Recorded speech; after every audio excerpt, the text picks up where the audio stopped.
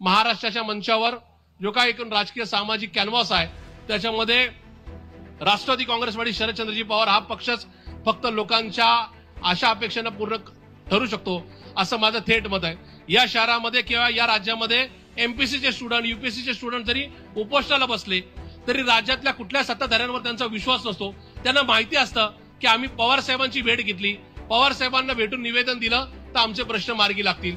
इथल्या वंचित घटकातल्या सामान्य घटकातल्या आदिवासी बहुल एरियातल्या लोकांना वाटतं की होय आम्ही आमचं शिष्टमंडळ आदरणीय पवार साहेबांना जाऊन भेटलं तर आमचं काम मार्गी लागतं आणि म्हणून मागच्या 67 वर्षातला पवार साहेबांचा पुरोगामी चेहरा, पुरोगामी चळवळीतलं त्यांचं एकूणच कामकाज या महाराष्ट्राला समृद्ध करण्यामध्ये खूप पुढे घेऊन गेलेलं आहे।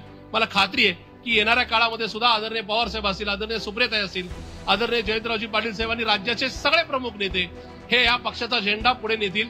महाराष्ट्रातला कॅनव्हास खुणावतोय की होय राष्ट्रवादी काँग्रेसवादी शरदचंद्रजी पवार पक्ष हाच सर्व जाती समूहांना, सर्व वंचित घटकांना न्याय देऊ शकतो।